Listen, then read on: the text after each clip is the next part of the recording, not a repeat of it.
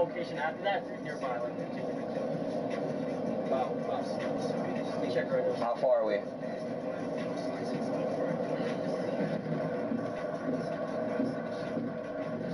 Okay. 15 minutes. 15? Yeah.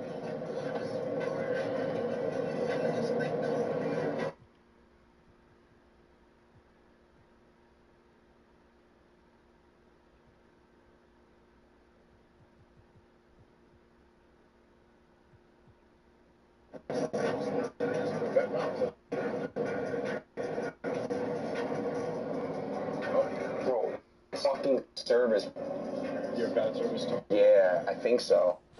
It's at 1K, yeah, as well. You think a Starlink would help? Yeah, my team right now is texting. They're like, this is what my manager said. Not manager, but I'm going to get us a personal global hotspot so we can have our own Wi-Fi to go all the time. Just stay up, keep your energy up.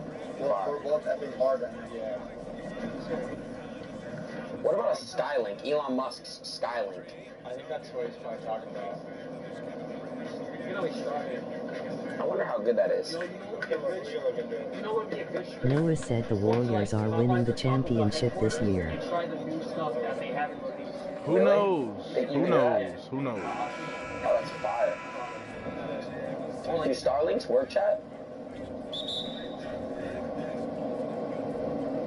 Do Starlinks work? Put the volume up a little. I love this song. You know what's crazy? When I was with Ye, like after a long day, you just be walking close singing this song.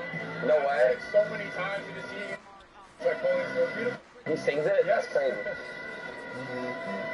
You gotta bring him on stream, man. I'd love to. You know, I'll tell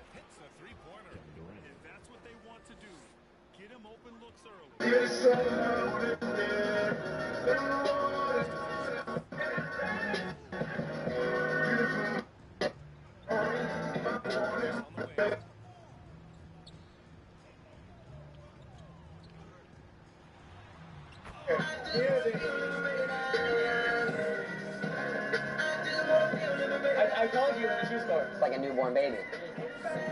Nah, bro. What about it? Are we bad? Bro, it's just so F, I don't even know, like... And if I fuck this model, and she just bleach her asshole, What? and I can bleach her my Then t-shirt. what? No, you're supposed to keep going. I let him say it. Oh. Are we back, chat? Name a Kanye song, your favorite Kanye song. I can't do that. Name a Kanye song that you like, other than this one. I got one for all of us, you ready? Devil in a New Dress. Yes. Oh, yes. Can I play one before that? Yeah, Can I take us back? Can I take us back one time? Can I take us back for a real Kanye fan? No, because it's next. But I want to play one for a real Kanye fan. Come on. Ready? The real ones, baby. You tried to take me down, Aiden's Discord! What the...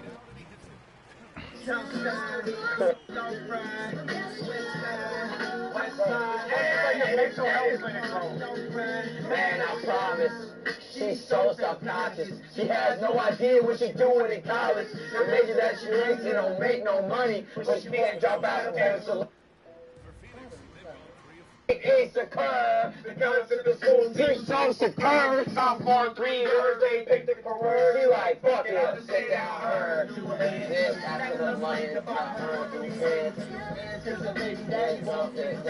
She's so precious. Ooh, KD. Pressure, cut in the border, car, pushing in her daughter, Alexis. She had hands so long that it looked like weed. She cut it all off, that she looked like Eve. She be dealing with some problems that you can't believe. Single black female addicted to retail. Well, WC. They'll win it. WC back. And when it all falls down. Self-conscious. That's why you always see me with at least one of my watches. I can't even pronounce them. That's the Anastasia. Then I spent $400 on this just to be like, hey, ran up.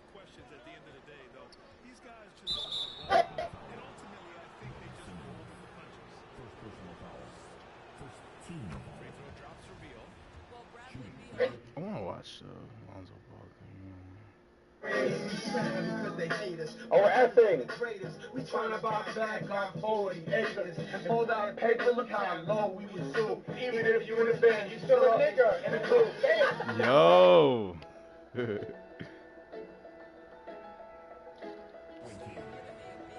You with the Bulls, you get hurt. Y'all #1 in the East at the time.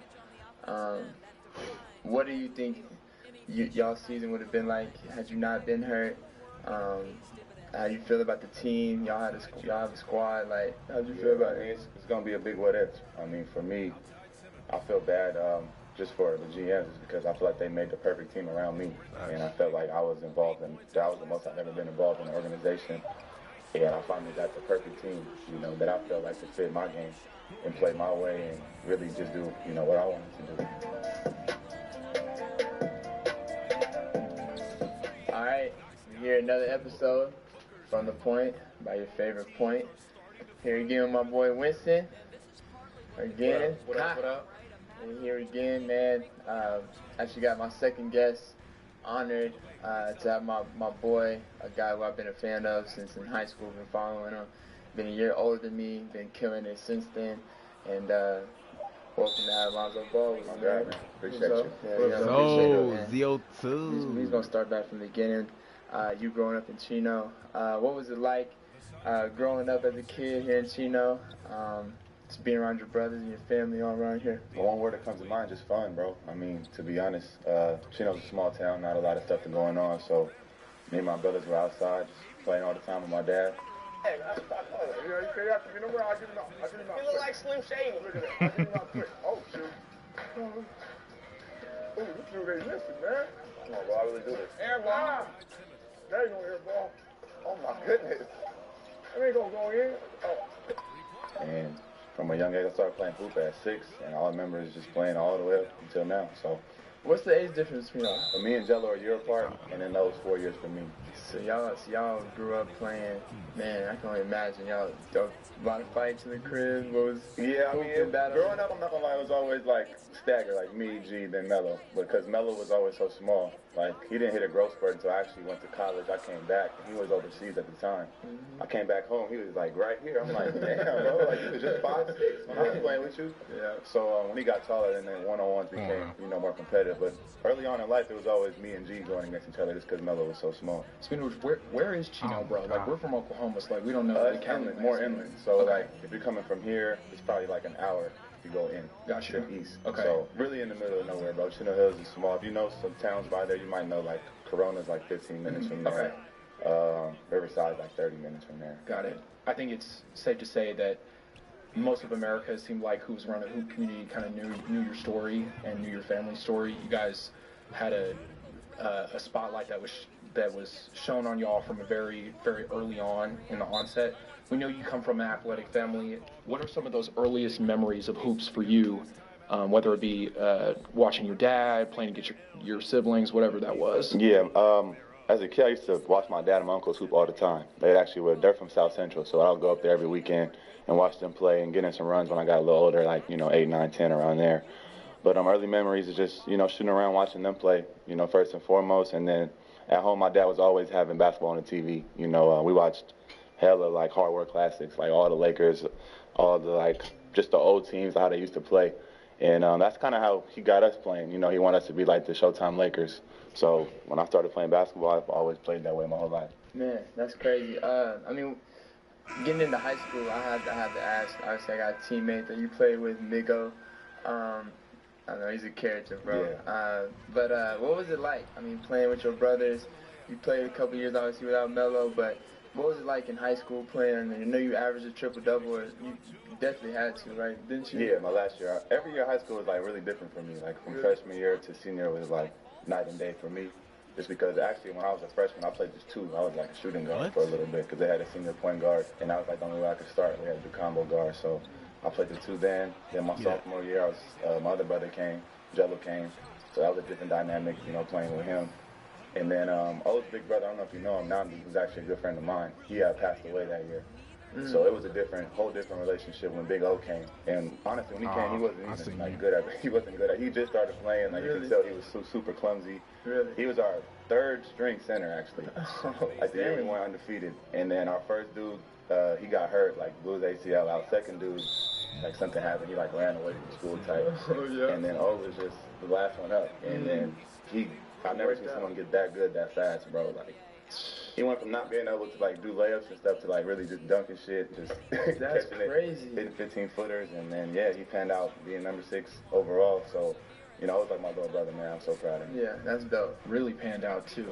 And so you mentioned kind of how those years of high school were different for you. As you started to get later on in your high school career, that's when I feel like not only like California, but like really the United States kind of started to know about you and your story. When would you say your game took that next step to where like, okay, like I actually know, like, you know, I can really be really good? Yeah, when I first knew I could make the NBA was like 7th grade. But I would say the turning point was probably my junior year. Okay.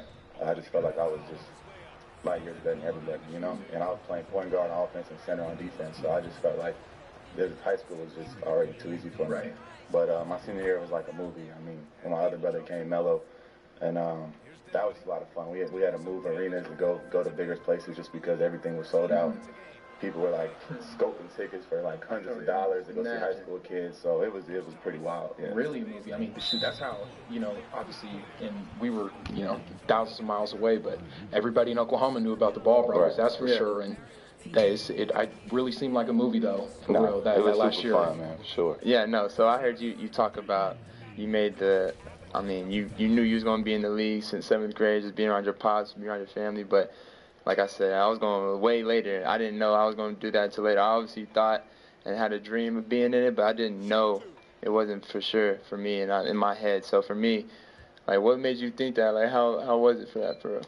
Like I said, I've been playing since 6, and I was just always the best, to be honest. And my dad always believed in, like I say, I'm 7 years old. He don't want me playing against the best 7-year-old. He wants me to play against a terrible 14-year-old. Like, play against whoever you can that's older, like, no matter what. So early on, I was playing against older kids, and, you know, I was just holding my own. And I felt like I was getting the size on me. Like, I was always one of the tallest kids. I was one of the most athletic. In 7th grade, I was just like, damn. My dad was like, what you gonna do? I'm like, shit, I'm gonna make the league. He's like, all right. And that's when I started working out for real. So at this time, Melo was like, bro, 7th grade, I was like 12. So Melo was 8.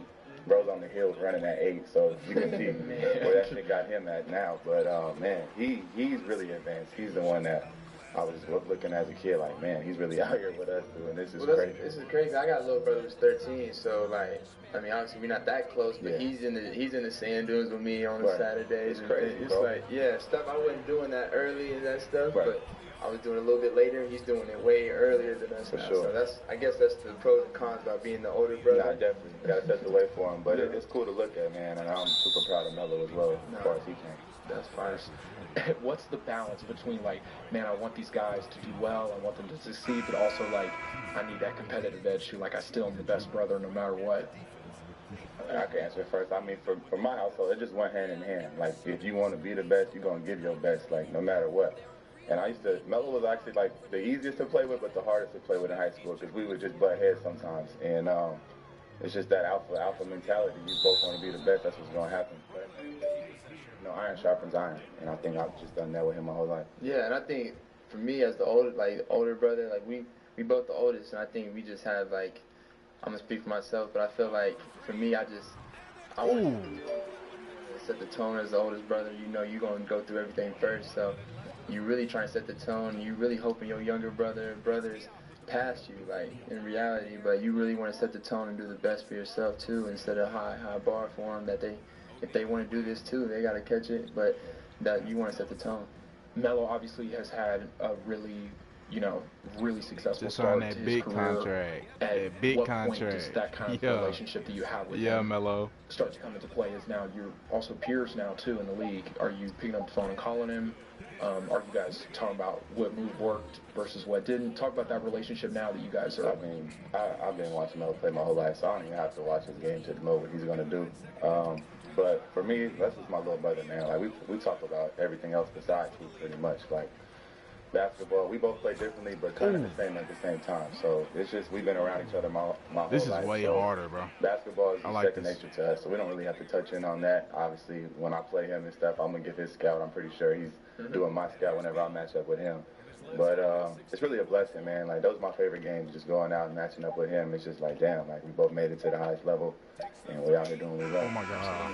What was you could spot one last question on high school. What would you spot one of your favorite memories, whether it's playing with your brothers or anything in high school? What was a fun moment back then that you can remember that you always I would say winning the state title, because I had got there my sophomore year, and we basically lost to Stanley Johnson by itself. I don't know if you know him, but he was in modern day. It was like, bro, it was like 42 to like 48, and he had like 38. I heard they didn't have a squad. It was just him. He won literally every year, so it was really just him, to be honest. So we had played them my sophomore year, and we lost in state to them. And I was just like, damn. Then we went junior, we lost again. I fouled out in the fourth quarter, went to overtime, and I just had to watch us lose. So then the last year, senior year, we finally got there. We're supposed to kill this team, obviously, and we're down by like 10 or 12 in the first half, and I'm just like, yo, this is crazy. And then Melo and O, bro, out of nowhere just started going crazy. I'm like, damn, and they turned it around for us. They got us going, and then we ended up winning by like 30. But I would say those, transitions from sophomore to senior year, just that timeline was crazy for me. No, that's dope. That's dope. So what made you choose UCLA? I know it was obviously in your backyard and all of that, but I know at the time you committed, correct me if I'm wrong, you only had like 3 or 4 scholarship offers on the table at that point that you committed. Obviously, if you would have waited, it would have been way, way different. But what made you kind of be at peace with UCLA, and kind of what made you want to go there? I mean, that shit was already decided when I was a kid, basically, by my dad. So I used to go to like UCLA camps when I was like 10, 12 years old, just playing at the camps, and he's like, my boy gonna come here, like regardless of what it is. So he didn't let me play AAU for a long time. He was just like, if you're that good, they're gonna come find you.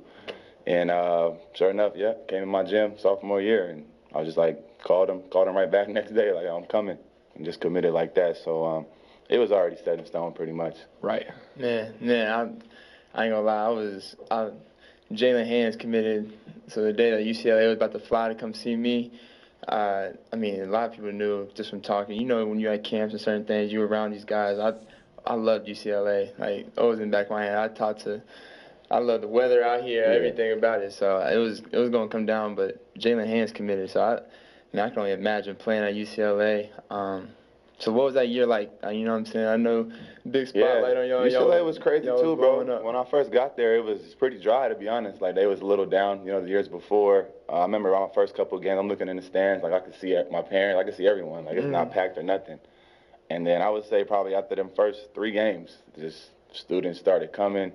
We got all the way ranked to like 2 in the nation. Stars started coming out, and I was just like, damn, I feel like I'm in the league already. Yeah. And UCLA, that was a good time too, for sure. That's clean. Couple of my favorite matchups was seeing you, obviously against Fox. I mean, everybody in the country and the world was watching those matchups. You got the win here. He got it in the NCAA tournament, but it was a crazy matchup, both matchups. And like, so what were those type of battles like? I know you like playing against the best and matching up against the best. So what were those matchups like? And that was the biggest stage too. Yeah, I mean, man, me and Fox, we've been playing against each other since high school. I met him at UCLA USA camp. Yeah. And that actually that's a big moment in my career too, when I was going into my sophomore year. It was my first time like stepping out of Chino Hills, going to go play. And I got invited to the USA camp, and it didn't make the team. Wasn't ranked or nothing. And that kind of drove me, to be who I became to be ultimately. But that's where I met Fox, and I knew then that he was different, you know what I'm saying? So just playing him every time, you got to obviously, be ready to play against one of the best players in the world. And he's fast as hell. I know you know that, as you are. So he has a lot of credit from me. He knows what it is when we play. No, that's dope. And those experiences at UCLA, I mean, Trey is probably one of the select few that can relate to how fast, like, the media just started surrounding you guys. I mean, it seemed like you said, 3 games in, it was just a complete change. At that point, when did you start to realize that, okay, I need to start preparing myself for this next step and what that's going to be like and all of that? To be honest with you, I was preparing in high school, just because we was kind of coming up around the time when social media started booming and Ball is Life and Overtime and stuff like that was coming out. So the media was already there at an early age. But for me, like UCLA, I never, thought I was going to be there for 4 years. Like, when I committed, me and my dad already told the coach, I'm here for these 8 months, and then, that's what it's going to be. So went in there, did what I had to do.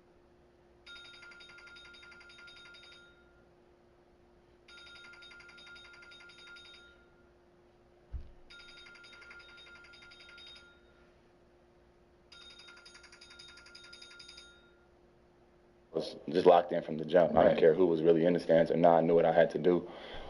Blessed that it panned out how it did, but I was pretty prepared, just going in there already. Trey, talk about your prep too, because I know the way that you and Lonzo were viewed, it wasn't the exact same by any means, but there was a lot of attention put on you guys from a very early onset of your college careers. Yeah, I mean, mine was more about when I got into college and I kind of had to show mine a little bit more. Zoe had that kind of hype coming in. You knew he was going to be a pro from the jump, so he just had to maintain or just go all out like you did. But for me, I had to go out and I had to play my way into the draft and play my way into going up. But the NCAA, it does that. It's a big platform. Yeah. You know what it is. You play in the tournament. It's a big platform for sure. But for me, I wanted so now we get into the league. You coming in, you getting to play for, your hometown Lakers. You playing with the up and coming group with B.I., Julius. Coming in, what was the mindset like? Obviously, I bet you got hella ticket requests from family and sure. a lot of friends. So how was dealing with all that and just how your mindset? Because your mindset is going to be different than what other people, expect of you, and it still may be higher than what even they think of you. But what was your mindset coming in, rookie? Well, you know how it is. You don't really know what to expect, coming into something new, especially the NBA. For me, it was a lot different than college, personally. Mm-hmm. Just because I think honestly, college is important too. You got to pick the right school to go to. You need to go who wants you, where you can rock out and do your thing like that. So NBA, you don't really get to decide that much. You know what I'm saying? It's just based off the draft and who needs what. But for me, it was just coming in and try to work as hard as I can and learn as much as I can. I would say it was a little tougher just because when I went to the Lakers my first year, we didn't have no vets, we didn't have no leadership or nothing. It was just a bunch of young guys, a young coach, and we were all trying to figure it out, at the same time. So I don't think we ever really got on the same page my rookie year, but that kind of changed my second year when we got Rondo and Bron and some more vets around the team. I'm missing a lot of shots, that's bro. important, in the league, showing us the way and stuff like that. And it was going good, but we just all got hurt, that second year. But other than that, I don't regret nothing. Like you said, I played for my hometown team. That was a dream come true for me. Yeah, and that was, going to my next question, because, you obviously play with a young team. It's kind of like an AAU feel, because everybody's young and you all around each other's age or whatever. But then you get guys like Rondo, like you said, and Bron come in. It's a whole different mindset change. So what was the difference between, obviously, that, playing with the young team and then playing those guys coming in? Did they ever talk to y'all? Was it a different mindset type of thing? Yeah, for sure. You could just tell, obviously, with Brian in the gym, it's just a different feel, just off that. But way more attention to detail. Our practices were way different. It was just literally night and day, man, night and day. And I really wish we could have seen what could have happened that second year, but everybody went down, starting with Bron first, and then me, then B.I., Rondo, our whole team got hurt. So yeah. Speaking about being young, if I'm not mistaken, also you were one of, if not the very first person to enter into the league with your own signature shoe, with your own brand. Talk about that and what that experience was, because Trey's a signature athlete, and he's talked about on his platform about what that process is like through being a signature athlete and all that. But it was, I would say, almost one of one to see you come in and it be, Big Baller brand, Triple B's. It's your own brand, man. Yeah, it's your own brand. So what was that experience like for you? The General gives you a break when you need it. And that's why we're giving you a break from this ad. Oh my goodness, bro. for me, I guess I didn't really understand it at first, just being a kid. You know, we had the brand coming up when I was in high school. We didn't have the shoes and stuff, but we were selling T-shirts and stuff like that. So it was always around. I didn't really understand, you know, kind of what it was. But looking back on it now, to me, it was a great idea. I just don't think it was executed right. And having the knowledge I have now, I think it would have been done better. But, you know, we try to swing for the fences. And like you said, we tried something that hasn't been done before. And to me, it could have reached a different potential for sure, especially with Melo coming up behind us. But the idea was good. Just the plan wasn't in place yet because we just didn't have any blueprint for it. Yeah, you was switching out shoes. Yeah. And I heard a story about you switching shoes every quarter or something like that. Yeah, that was in summer. I don't know if you know, in summer league though. So I played the first 2 games, but it was like the prototypes. It wasn't the official shoe yet. Oh, okay. Got it. So I was playing in those, and they were like just ripping every quarter. So like Demo was in the stands bringing me shoes and shit, his backpack. Shout out to And I played the 2 games, and I'm just like, yo, they're not ready yet. And that's when I started wearing like Nikes one game, and then Jordans and Under Armour, and just switching up every game. Man, your summer league games is crazy too. I mean, I remember I went to some of them summer league games, watched you and Fox, like. Cause I've been a sponge of watching guys play. I've always been a fan of yours. So like, them summer league games wasn't that was like the pre-start to. Nah, summer league was lit. I think we had probably the best summer league team ever though. I know. We had a stacked team for sure, and we had lost like our first 2 games. And I remember talking to it was a Coach Judd at the time. He brought me in. He's like, hey man, like you trying to think and run the offense and stuff like that. Like I just need you to play freely. Once I heard that, I was like, all right, shit, we're going to play my way then. No plays, just started taking off and just running fast and break every time pretty much. Man, that's a PG's dream. You hear that? Man. So I know you went to UCLA. I know you got drafted by the Lakers. I mean, for a fan, it just seems like that was like a storybook. Like somebody just wrote that down and just pre-planned it almost. While you were in the thick of that moment, did you ever kind of take a step back and you were like, man, like I'm here in my backyard. I'm playing for the Lakers I grew up watching. Do you think about that now a lot, or was it kind of just you were caught in the moment, just trying to make sure you were developing well? Like, what was that process I would say in the moment, bro, it didn't even really hit me like that, to be honest. Like, my dad had been preaching this my whole life. Like, you're going to go to UCLA, you're going to be first pick, you're going to go to the Lakers. Like, that's what it's going to be.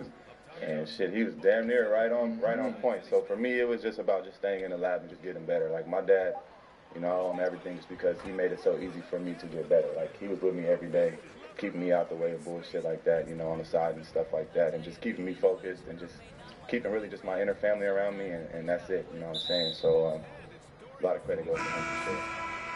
I mean, as a player in the sport, bro, like, a lot of people don't understand, like, the mental side of it, like, and what we go through as players, especially just for us as just trying to make sure we perform well, right? So what has it been for you? How has it been for you mentally going through like some of the things you've been through as far as like obviously people scrutiny, your family always talking or whatever, or injuries and what you've been through? Like how has your mental been and how have you worked on it? Their defense is insane, bro. Holy shit! When I met Brown, he told me a very important thing that stuck with me all the way until then, and it was always keep the main thing the main thing.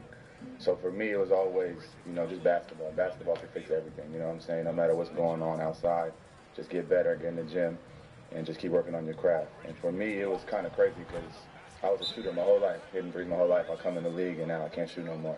So that was a wake-up for me. Then I had a, you know, daughter really early. That was a wake-up for me. And then the shit that happened with, you know, my dad and BBB and the Allen stuff, that was a wake-up for me. So it was a lot of stuff in my life all kind of piled up at one time.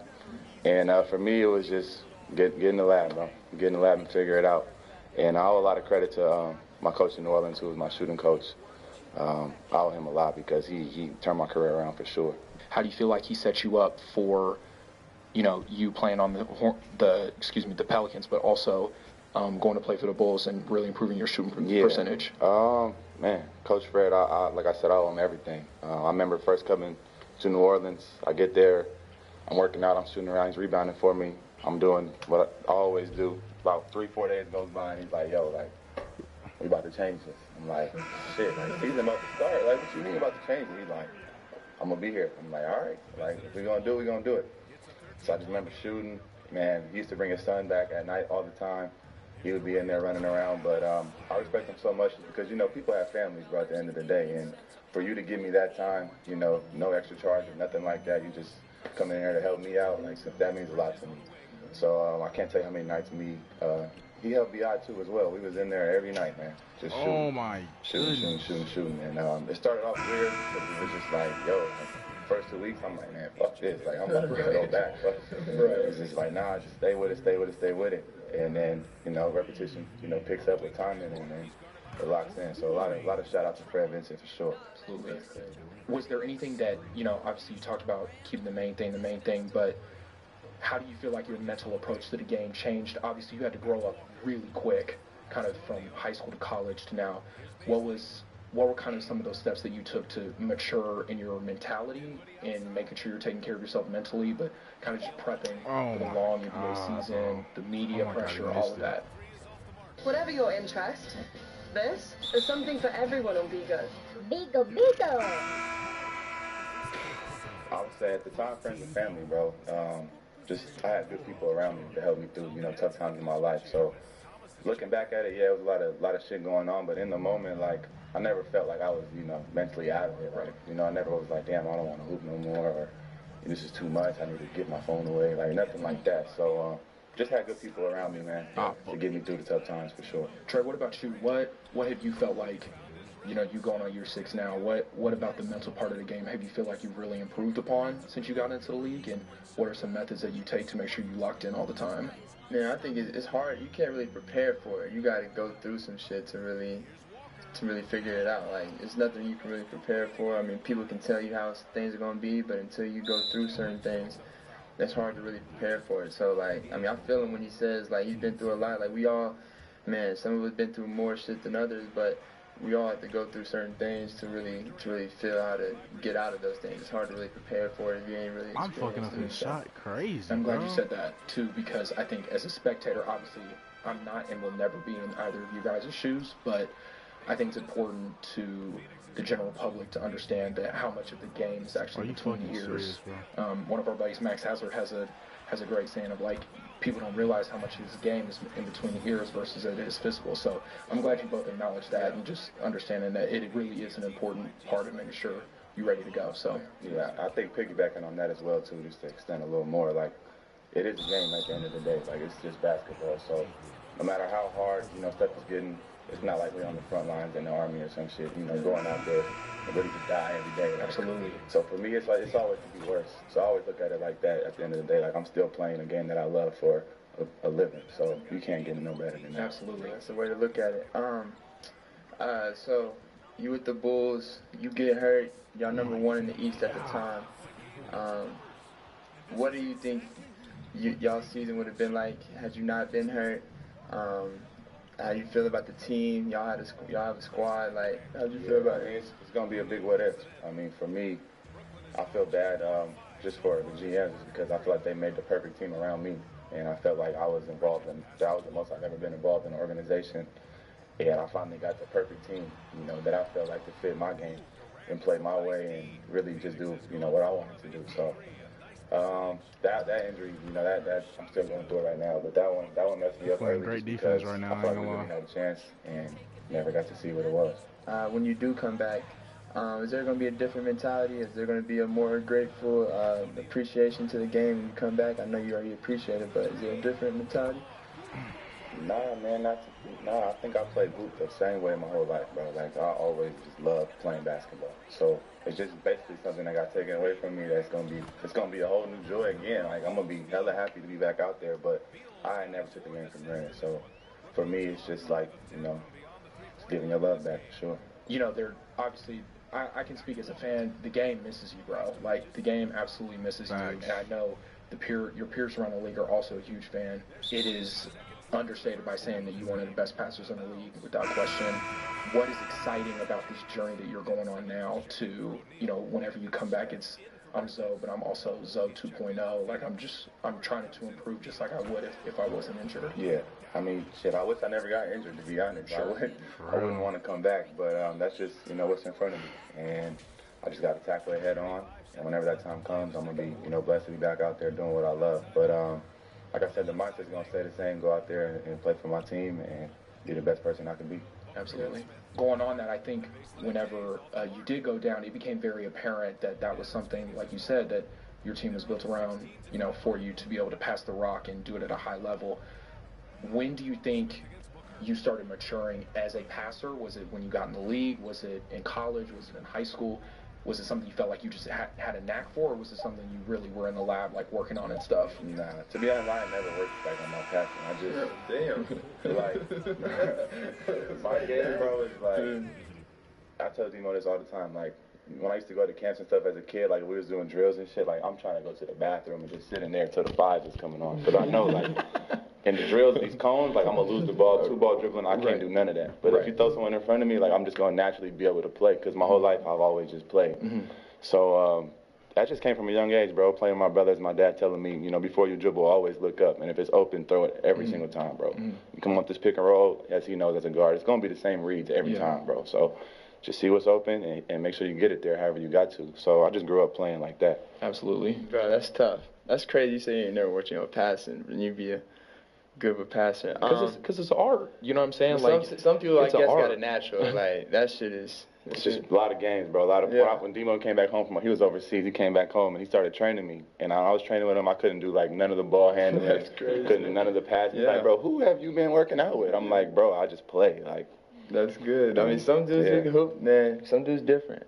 But I got two more quick questions, man. So throughout your whole career, from beginning to end, and we both PGs, we both have to think the game different. It's probably the toughest position. It's for sure the toughest in basketball, but one of the toughest in all sports, being a PG. So what has been the biggest learning curve from the beginning of high school when you didn't have your Melo and you didn't have your other brother Jello, like, to now? What has been the biggest learning curve as a PG for you?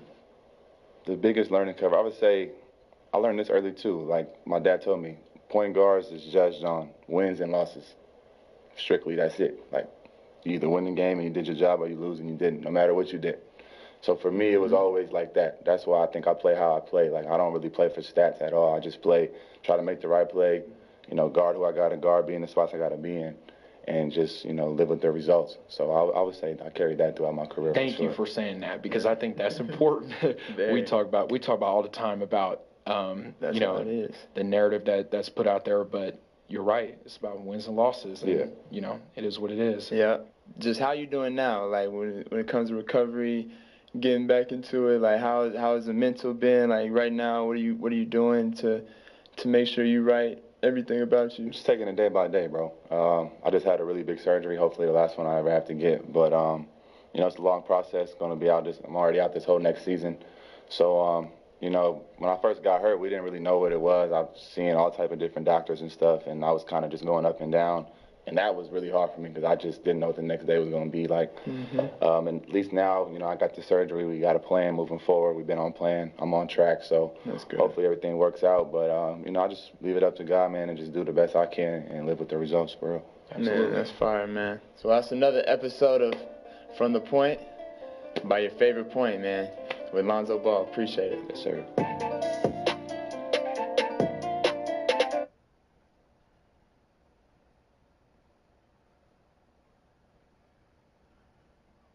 Real gun. And it's protection right here. Excuse me. You guys are the ones that play with guns. Real smart. Okay. Everyone in my chat, please just spam the letter come on, or the word come on. Both of you just come on, dude. You guys are being Demi-Downers. Thank you. You come on, dude. You're acting like a Wait, you... Okay, I have the right to be mad if his finger's on the trigger right here, and you know valid. Yes, you're valid for thinking, yes. Bro, why the fuck? Condi, if you do that, they would kick you out. Are you dumb, nigga? These are my team. Okay, so we need Fuzi. Yeah. Come on, we're good. Come on. Sweet. All right. Waiting for Fuzi, chat.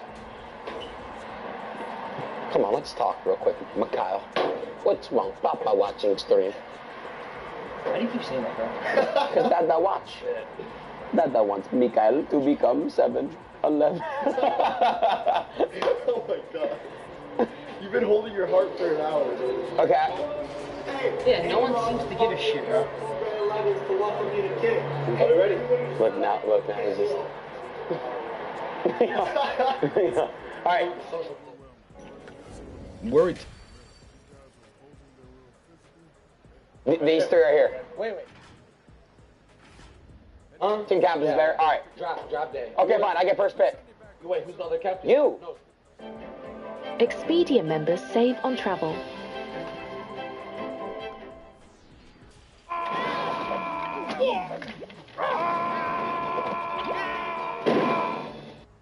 Have you ever used Prize Picks? Have you ever actually fired on Prize Picks? I don't remember, honestly. All right, boys, we got another Full Send podcast. We got a really cool one today. This is like a spontaneous one. We got Austin Reeves in the house. Random. Random. How did you see this guy's DM of all people? Like, how'd you guys start I don't talking? remember, honestly. Shout out Steiny. It was been a minute, though. It's because I showed love like mid-season. That's right. So the hype was there, but it wasn't escalated yet. So you DM me back. Yeah. And then it just started there. Yeah, and then like I said, I'm spontaneous. I don't know where I'm gonna be. I never planned anything, so this was last minute. Now you probably won't respond because you just got your big bag. No, I'll respond. Yeah, congrats on that. Appreciate that. How does that feel to sign like a deal like that your second year? I mean, it was great. Obviously, the 12 hours of free agency was there. It was stressful, but I wanted to be in LA. I've said that many a times, but it felt like all the work that I've put in finally, come to the top. So it was a great feeling. Any talk? I saw today that there was like something San Antonio was going to maybe consider like trying to sign you. Is that rumors or? I mean, a little bit, but I mean, they had the cap space, they had, opportunity. But, like I said, I wanted to be here, and that was the main thing, was to get back here. What do you think about, speaking about the Spurs, what do you think about Wemby? I mean, his second game was really impressive. I think it was like 9 for 14 and 27. First game was rough, but he's just got to get used to the speed. That's the main thing, and the physicality. But, my brother plays overseas, so he always talks about the physicality over there. So I think that won't be as bad. I think it'll be the speed for him. But if he's what they say he is, he should do really good things. That guy's a tree, eh? What is he, 7'5"? Yeah, something like that. Threes. So never seen anything like it. First game. The craziest thing I seen, when he was playing overseas, he shot a step back three, and Tip dunked it, like his own three. Yeah. And I've never seen that before. No, they're saying what? He's like the biggest prospect since LeBron? Yeah. Fucking that's crazy. Yeah, I wonder how he feels about that. Bron? Yeah. I don't think he cares. Okay, so then also you just launched your own shoe line. Let's talk about that. How does that even start? So Rigger is the name, and it's a new shoe company in China. And they reached out, I think, before last year, and, just wanted to do just a regular, endorsement deal. I wear their stuff. And then after the year that I had, played really well, they come back and, wanted to give me my own shoe. And, I think there's like probably 25, maybe 26 players in the league that have their own shoe. So it was an opportunity I couldn't pass up. So I'm excited for it. It comes out, I think, 1st of August. So everybody go buy some. Bro, shit. Where's that going to be available? I think on their website. It feels like for you, everything happened so quick. And one thing I noticed about you real quick is how you play so confidently, even when you have LeBron and AD on the court. Like you know what I mean? Yeah. Like you have these two guys, so how much pressure is there on you, and how do you play like so comfortable when you have those two like legends? Yeah, I remember. I think it was my first game. So my first game, my rookie year, the first game of the season, I got a DNP, and it was my first of my career. I never had one, so it was different for me. And then second game, we were getting beat by 30 by, I think, Phoenix. So Vogel was like, just go. Like, it was the start of the fourth, and the game was basically over. And I went and played good minutes, and someone sent me a picture afterwards, and it was me, Brian, Russ, AD, and Melo, I think. And then you got me out there. I mean, that's crazy. It was a picture that everybody was having fun with. How social media is, but at the end of the day, it's really just basketball for me. I've put a lot of work into what I do, so regardless of who I'm playing with, and playing with those guys makes it easier for me because they're so good. So that's really the main thing, just taking care of what I really need to do. And do you feel like, I know you've only played with the Lakers, so you pretty much have only played with LeBron, but when you're playing with him, is there like a different type of pressure because you don't want to upset him too, and you know what he's trying to do? Yeah, I mean, with all the success that he's had, you don't want to be, obviously our first year sucked. We were, bad, missed the playoffs. So I think that was the first time he missed the playoffs, maybe second. So to be on that sucked, but at the same time, like, I want it for myself, mostly. Obviously, I care about, I've been with him and AD for 2 years now, and we've built a really good relationship, so I want to win a championship with him. But at the end of the day, I really want to win it for myself. What's like the best advice he's ever given you? Just to be How do you myself. get that rebound, I bro? think he's seen from day one, like the IQ that I had, the way I played the game, and how it kind of meshed with his game. So it was really just me. Thank you. There was no reason to defer to him. He's gonna obviously get his own because he's LeBron, but that was really it. It was just be me. Well, going back to last year, you guys had a good season. Congrats on a good season. Appreciate it. But you did get swept by the Nuggets. Yeah. What were the expectations going into that series? Because like, you didn't win. Like, I'm from Denver. Okay. And I know that they're a good team, but I good. did not think that you guys were gonna get swept. You're a Nuggets fan. Dude, it depends who asks. Okay. Like, right now. Makes sense. Right now, yeah. Okay, Yeah. as you should be. No, the expectation was to win. If you go back and look, obviously we got swept, and it sounds bad. But if you go back and look, every game, honestly, maybe game one, they were beating us by, 20 most of the game, and we made a run late, and actually had an opportunity to win that game. And then 2, 3, and 4 were toss-ups. So, if one thing goes your way, we might be sitting in the NBA Finals playing against Miami. But, it's basketball, and they got 2 guys over there that are really good, and then their core around that played really good against us. They didn't miss shots. What do you think? Like, were there any adjustments you guys could have made? Like, is there anything you could have done to beat them? I think we tried everything. I think Jokic is just honestly was on a different level. I think they made probably 6 or 7 just ridiculous, like he made like 2 or 3 ridiculous, like 1-foot step backs at the end of the shot clock that was kind of just like daggers. No, he made one in game 4, probably with like a minute 45 left. They put him up like 6, just a little bit out of reach. But I think we basically threw the whole kitchen sink at them. They just, played really well. What's like the locker room after like a loss like that? Like what gets said after the series? Yeah. There really wasn't much talking. Obviously, you're pissed off about losing. Everybody's competitors and wants to win. But I think from where we were early in the season to where we were late, I think you don't want to take failure and getting beat in the Western Conference Finals, but if you would have told me we were going to the Western Conference Finals in like January, I probably would have looked at you like you had 3 heads. So why though? You guys are the Lakers are stacked up. I mean, we just wasn't playing good basketball at the time. Obviously you never want to, not think you're capable of, doing some things and going far. But, after the trade deadline, we really started playing good basketball and everything was clicking. People were, relationships were really building, and it felt like, we were really going somewhere. Mm-hmm. We were talking about you signed your contract with free agency. What is it like watching what happens with other teams? So like, we'll just go with the Suns, how they pick up Brad Beal.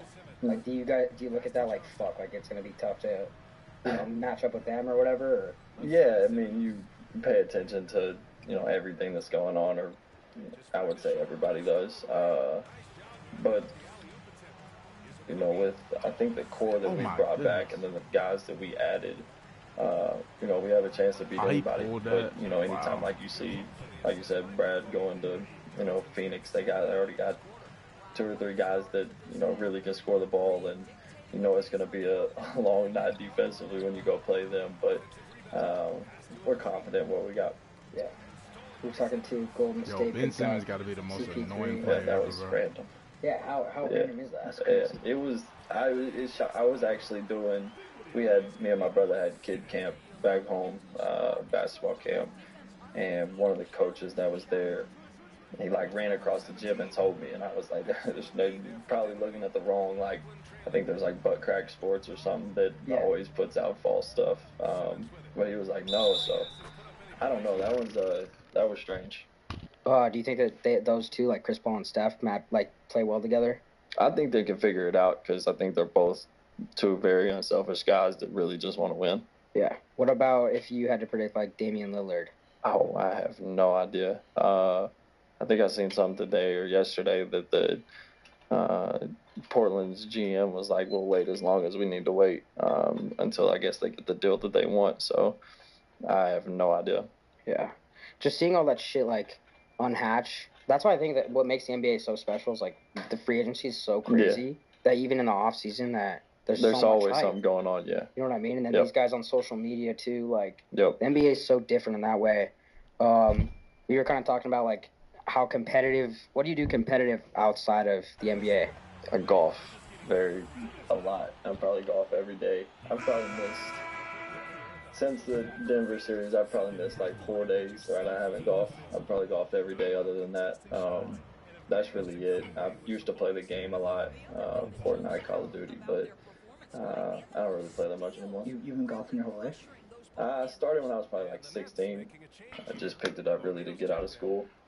And then when I went to college, I really, started golfing a lot and kind of fell in love with it and started taking it more serious. And you were saying off camera, you're saying you play D-Lo sometimes? Yeah, we play, ever since the trade deadline, you come over, I bet we played probably almost every road trip. And then we play here some too. And do you guys ever get action out there? Yeah, we gamble a little bit, just have fun with it. Competitors. What's like the stakes on a game with like you and D'Lo? Nothing crazy. He started probably 2 or 3 years ago, so he's kind of still new to it. But we'll go bet a couple hundred. Let's say like one day you kind of like you whip his ass a little bit. Is he like not giving you the rock on the court because that's in the back of his head? No, he's not like that at all. He's one of the most selfless persons out of people I've been around. He really wants everybody else to succeed, and I think that's why we have such a good relationship. You seem like I don't know, but do you like talk trash out on the court? Not really. Very rarely. Someone's got to say something to me first. Yeah, dude. Who's ever talked shit? Josh Green. All of Memphis, honestly, their whole team talks shit. Rebound. They've beaten them in the playoffs, but oh my god, bro. Not really. I think you would think more people do. You remember anything specific they ever said?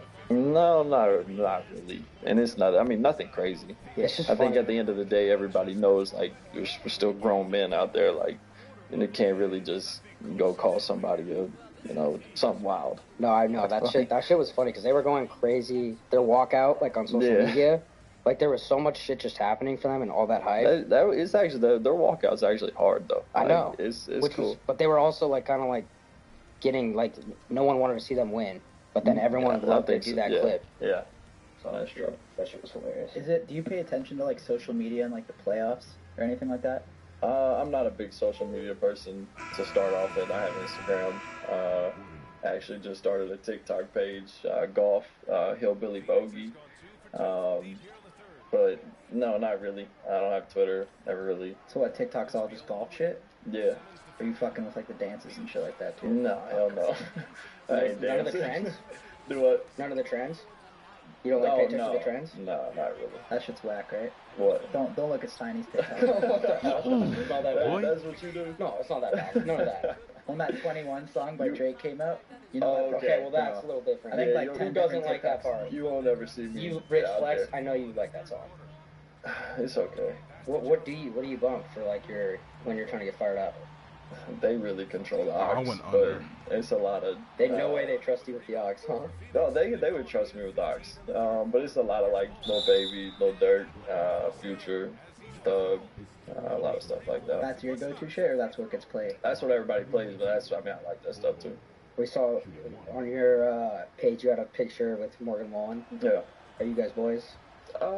Yeah, friends, I guess. I don't know, I met him once at the game. You made it look like he was there to support you. I don't know why he was there. But I actually was talking to him a couple of days ago on Instagram, just about his tour stuff. Yeah, that's really it. He's, from what I can tell, good dude. Yeah. This is something I'm kind of curious about. How involved, how often do you see your teammates, let's say, in the off season or just like off the court? Like, do you guys ever do anything just stay in touch and keep the chemistry there? Yeah, this off season for me it was a little different just because of free agency, and I was a free agent, so I wasn't here as much as I was last year. So I haven't been around, any of the guys really since the Denver series. But about this time is when everybody kind of starts funneling back here to, go work out at the facility, and you always run into each other at the facility. A lot of people, play cards together outside of, what we do at the court or on the court. So for this year, it's not been as much as it has in the past, but about this time, for the majority of people, everybody else start going back. Have you ever been invited to a Taco Tuesday at Bronze? I have not, bro, which is crazy. Well, I think it's crazy. I haven't been invited either, but I think only AD has been invited. I'm sure AD's been invited, yeah. How do you get on that list? I don't know. You gotta have a 40 piece, I think. I haven't had 40. No. Once you get 40, you get to go to Taco Tuesday, baby. Well, maybe I'll get there one day. What's one thing you want to improve this season about your game? Really just being more of a playmaker. I feel like I can play the one, at a high level, and just really proving that, because that's really the position I've played basically my whole career until kind of college, my last couple of years. But that's really it, and then just sharpening everything else, just trying to get better overall. Is there anyone you watch, maybe even now, but I was going to say growing up, where you try to mimic your game after theirs? Yeah, I always say random people. I was a big Joe Ingles fan. Love CJ McCollum's game. He's not the most athletic dude, not the tallest, but gets his. All right, Dennis Smith, we get you're good at defense, bro. Chill, bro. Makes tough shots. We get it, I was bro. a huge Kobe fan. So being in this position now, playing for the Lakers, with everything that happened, stinks, because it was someone that I would have got to meet. But yeah, I mean, those two are the two that I usually answer. What was your work ethic like when you were growing up? Were your parents big on pushing you, or were you more self-driven yourself? Parents, not really. My brother is the one that drugged me out of the house to go to the gym when I was in 7th, 8th grade. I liked basketball, but didn't really love it. And that's when he was dragging me out of the house, telling me I had to get better. But 9th, 10th, ever since then, it was basically the love for the game. I sacrificed a lot of, social life, going out, party, whatever, to, be in the gym to try to get to this position. I want to ask you, have you seen this photo? What's good with this meat? I don't know. It blew up. Have you seen that? Yeah, definitely. Do you know what was going on in that moment? Yeah, so that looks like Steiny. This looks like Steiny at 4 a.m. Just leaving the bathroom. Yeah, we were my boss behind me. We were playing in Brooklyn. This was my first year, and I think we were winning by 17-18 with a minute 45, 2 minutes left. So I didn't know why everybody was still in the game, and coach drew up a play. Excuse me, and that year I asked a lot of questions, so I knew what I was doing. I was never gonna give a doubt to for me to mess up. So I asked coach as I was walking out of the huddle, what am I doing? And he was like, nothing. You're standing on the left wing and basically chilling. Bron and AD and Russ are gonna play this 3-man game. And I walk out on the court and I asked Bron again, what's going on? And he went into this whole, you're going here. And I was just I don't think that's I was just confused. So that was really it. But I got to the locker room afterwards and my phone was going absolutely crazy. What? Then he posted it and it didn't make it better. So that was it. The Braun posted it? Yeah, he posted it with I think it was the Avengers. He made a comment, don't do it, I won't do. It was something from one of the Avengers movies. Yeah. Do you guys have do you guys text or have a group chat, the team, mess with each other and stuff? It's more business stuff, basically times we got to go to places. Yeah. People text back and forth, even memes and stuff during the season. Yeah, and you were talking about Russ, because people forget, you played with Russ. I personally think, fans were a little bit unfair. For sure. They were a little hard on him. For sure. But then you go and see him, and, he just signed his deal, which I think was 2 year, $8 million, right? Yeah. What do you like when you see like that, a guy like that, who you played with? Like, do you think his game is just not the same anymore? Like, how's Russell Westbrook making $4 million, and these other guys are getting these big bags? I don't want to like throw people under the bus, but, like Dylan Brooks, 4-year, whatever he signed with the Rockets. Like, I mean, a lot of the times is really just like situation. There's a lot of times people might sign for more money because a team needs that. Like, if you need a 2 guard and you don't have one, you might overpay. And I'm not saying anybody's overpaid. You might overpay the 2 guard that you want a little bit just because you really need that. And even though that they might not be worth that, or they might be worth more or whatever, that's what a lot of that goes into. But as far as Russ, like, one thing I will say about Russ is, like, he was probably one of my favorite teammates I've ever had. Like, always good mood to me. I got COVID in Minnesota my first year, and he reached out, asked if I needed anything like 3 or 4 times in like a week span. So as far as like him as a person, you won't get better. As far as basketball, I think it's, like you said, I think it was hard here, and I think it was really just fit. I didn't think that, what we had meshed together, and that ultimately gets to where he is now. Yeah. Because I think he's still skilled. Like, obviously, you can't go from being, that to not being good. Well, yeah, going off that, is there any player that you played against and you've just like been so impressed, like, holy shit, this guy's got game? Like, yeah. I mean, Jokic is one. He's just so unfazed with everything you do. Yeah. You can throw a million different coverages at him. His best thing about him is he's so unselfish. He don't care. Like, he'll score 10 points and be happy if they win. That's really the main one. But I mean, there's so many talented guys that can't really, pick. You can admit, you're not going to, but you can admit that he should have won the MVP. Yeah, I personally thought he should have. I think now everyone agrees, but it's just like, yeah. After watching him, especially in the playoffs, and I don't know if it's just him, but he's just like the most talented, but also there's no other player in the league like him. You think that's fair to say? In terms of how a big man like can operate like that. Yeah, I mean, the way that he plays is so unique for a big man. But I mean, obviously Joel's really good and dominates the game in just a different facet. It's just Jokic. I think, like we were going back to the MVP. I think it was just voters' fatigue. Mm-hmm. He won it the last 2 years. Yeah, did he win it 2 years? This would have been 3. This would have been a 3. Yeah, so for the first time ever. Yeah, I think that was part of the issue. But you could look at both of them and be like, you make an argument for either way. Yeah. I was gonna ask, does like back to the social media like pressure shit? Do you ever like read any like DMs after like a loss or something, or like something on ESPN? Like, does that shit ever like get to you like a little bit sometimes? No, personally, I think it's funny. It's funny. That's good.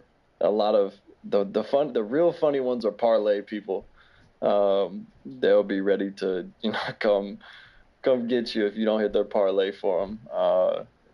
Those are the funniest ones to me. But like I said, I don't really pay attention to none of that. Like, very funny. Like, go and lose your money. This guy? Great job. Dan. Oh, okay. He would tell you if he did. Dak. What, you want to tell that story? No, I don't have to. But Blaming somebody else for losing your money. Like, at one point. Well, are you I dumb? understand.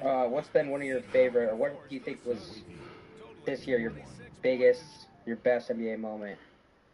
And you had a lot of them. Probably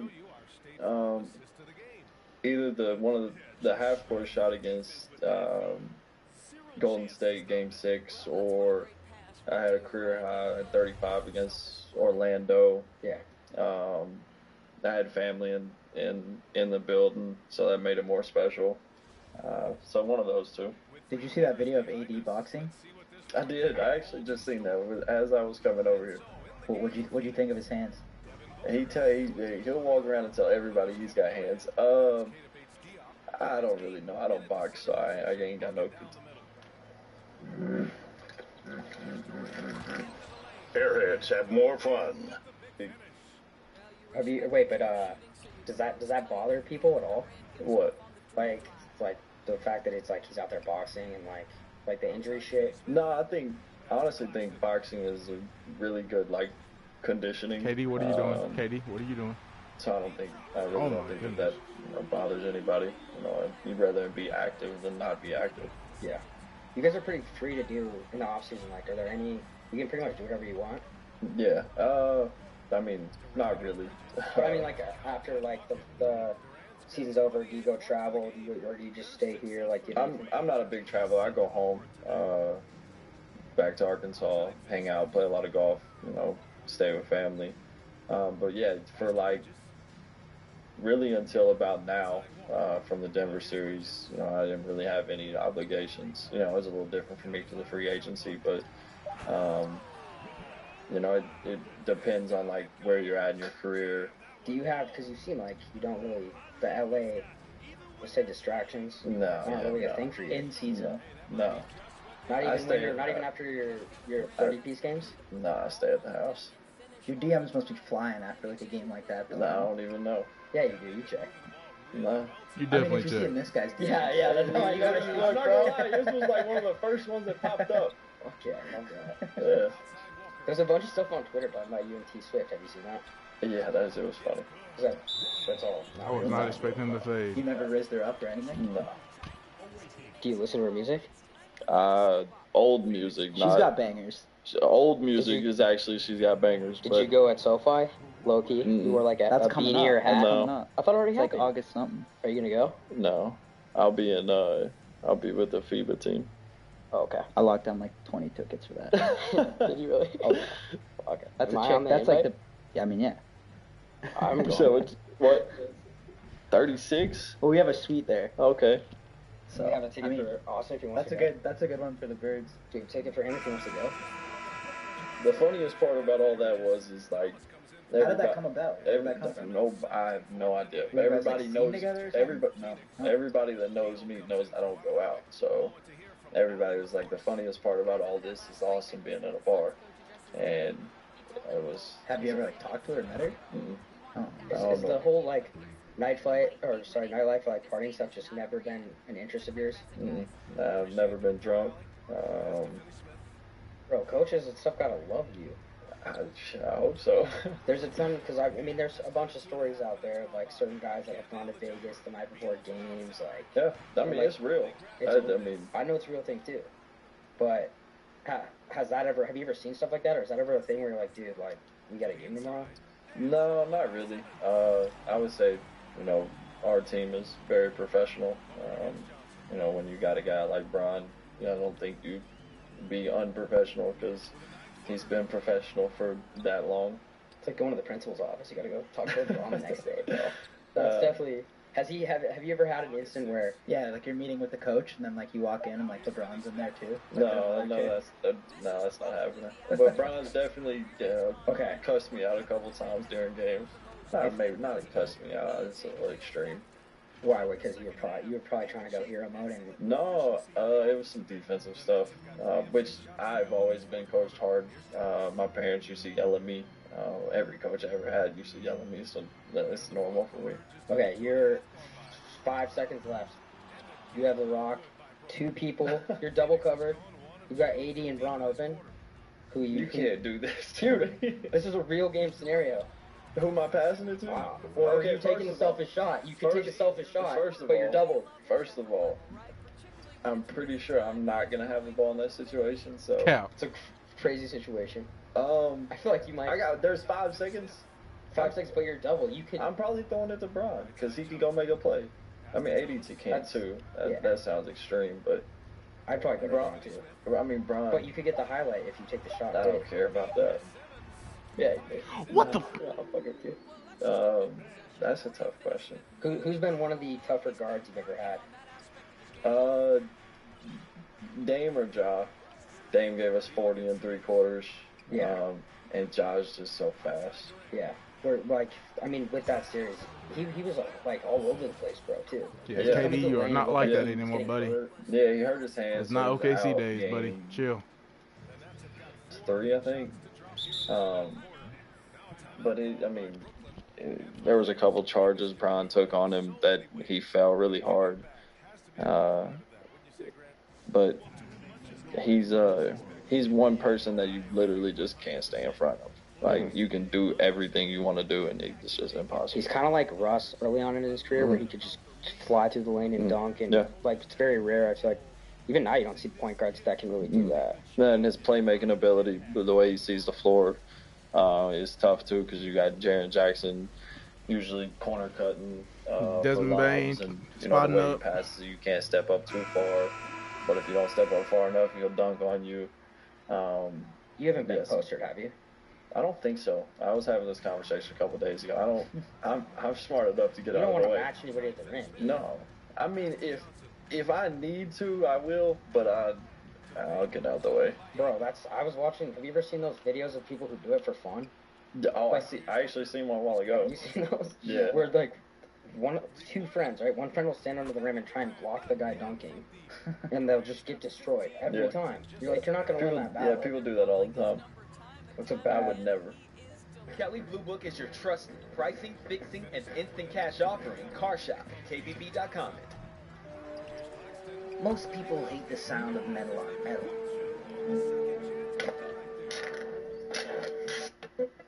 Yeah. Earlier, and it was Gotti Tools, boys. Good luck. There was a clip I saw earlier, and it was actually of LeBron that said the first day of practice that he knew, like, you were gonna be I can't remember what he said, but something about he knew like you were gonna be this huge success. Have you seen that clip? Yeah. Have you ever heard of like the whole LeCap stuff? Yeah, for sure. Do you think that was a LeCap moment, or like did he come over in the practice? I think he actually, like I said earlier, I think he was one of the first people that was like just seeing the way that I seen the game, because obviously he's a high IQ guy. You know, he's arguably the highest IQ guy that's ever played. So I think we kind of connected on that side of basketball first, before like all the skill stuff after that. But he likes players that play the right way, can do everything, not limited. So I feel like from day one we had a good connection, and that wasn't one of those moments. Is there any truth to the LeCap stuff, like how he's walking through the arena and like the book's always on the first page? Like, I don't know. I'm a regular person. Yeah, it's always on the first page, though. I mean, I've seen all of it. He might have read the same book always on the first page? No, it's always a different one. So maybe he's starting a new book. He might be reading books. But how serious do you take the, like, a lot of players take that walk in, like in their fits, very serious? I walk in this every day, hoodie and sweats. God, dude, you're such like a fan, like, you know what I mean? I feel like I'm very relatable to just regular people. When you first came in the league, did you feel like you didn't have any respect, or like it was like people were lacking what you were capable of? Yeah, I mean, but that's kind of been basically my whole life. I had like 3 scholarship offers out of high school. Obviously took a chance, went to Wichita State, transferred. I had a couple offers, but it was always kind of like I had to do, the most to, get to where I wanted to go, and went undrafted. And that was a rough night, but we strategically planned it out to kind of put me in LA. Obviously with Bron, so it's kind of been like that my whole life, and I don't think I would change it just because I think it helped me kind of prepare for all of the stuff that's to come. Dude, it's so wild to think that you're undrafted after the season that you said. Yeah. What was that? What is that like when you go undrafted? Like, do you immediately think like I'm gonna be playing overseas? No. I just knew I needed just the opportunity. That's all I ever needed, and I knew I was confident in myself with the way I play, the way I approach every game instead of just some games. I knew if I just got the opportunity, then I would ultimately get to where I am now. It just was a lot different. My route was a lot different than everybody else's. Not everybody else's, but the majority. Do you have any like personal goals that you want to accomplish, like this next coming season? I mean, really for me, I just want to win. I want to win a championship. I think I looked at Bron. It was, I think, game 4 of the Memphis series. and I think we just had a big win at home, went up 3-1, and was just like, this might be the most fun I've ever had playing basketball. Just the level that we were playing at. You know, you're playing against the best players in the world, and just the playoff feeling, and just keep going and going and going. I mean, ultimately, to win a championship is, really my only goal. Yeah, how much does that energy change when you go from the regular season into the postseason? It changes a lot, and I mean, you read a lot of stuff about how Bron, or AD, even AD, their mentality changes, their like attention to detail changes, because it's literally like everything's got to be perfect, or you're not gonna win games. So I like that stuff because I'm kind of like that even in the regular season, because I'm not the most athletic, not the tallest, just skilled. I kind of have to do that, all year to make an imprint. Okay, so at the Memphis series, you went viral again because you started screaming on him. Yeah. I can't remember. Was that after a big shot? Yeah, it was game 1. I think I had 14 in the fourth. I had like 4 straight possessions. I had a pull up, maybe a 3, a layup, and then another pull up to kind of seal it.